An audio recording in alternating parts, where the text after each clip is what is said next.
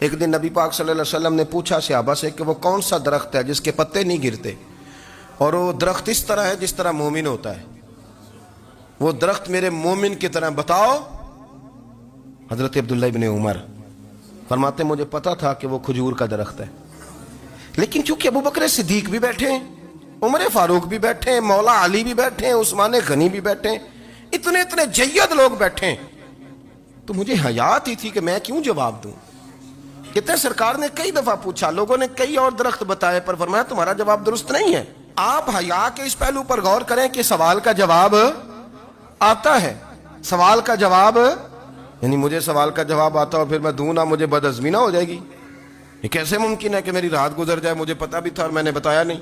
بہت سارے لوگ آ کے بہت ساری باتیں بتاتے ہیں، بہت ساری باتیں وہ سمجھاتے ہیں، تو ہم غور سے ان کا چہرہ دیکھنے لگ جاتے ہیں، کہتے ہیں یار اس کا تو دعویٰ تھا کہ میں سمجھنے آتا ہوں، تو یہ تو ہمیں سمجھا رہا ہے، چلو الحمدللہ ہم سمجھنے کو تیار ہیں۔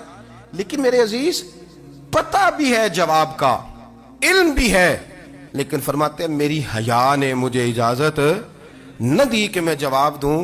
آپ فرماتے ہیں پھر حضور سے صحابہ نے عرض کی کہ یا رسول اللہ آپ ہی بتا دیں وہ درخت کون سا ہے، تو حضور نے فرمایا بھئی وہ کھجور کا درخت ہے۔ تو آپ فرماتے ہیں میں دل میں کہہ رہا تھا کہ الحمدللہ میرا جواب درست ہے، حالانکہ میں نے جواب دیا ہی نہیں۔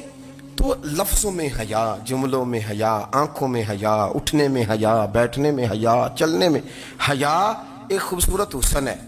اور نبی پاک صلی اللہ علیہ وسلم نے فرمایا جب تو بے حیا ہو جائے نا پھر تو آزاد ہے، پھر تو جو مرضی کا، پھر تو جو، اس لیے بزرگ جب کسی کو بے حیا کہتے تھے نا،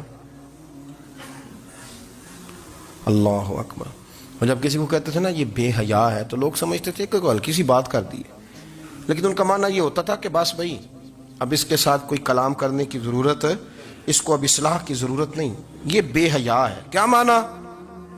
کہ اب یہ جو اس کے دل میں آئے گا وہ کرے گا، جو اس کی طبیعت چاہے گی وہ کرے گا، اب یہ کسی پہلو بھی قابو آنے کو تیار، بے حیا ہو گیا۔ بے حیائی بہت بڑا عیب ہے، اور جو لوگ کہتے ہیں کہ ہمیں بالکل آزادی ہونی چاہیے، ہمارا اپنا جسم ہے تو ہماری اپنی مرضی چلے گی۔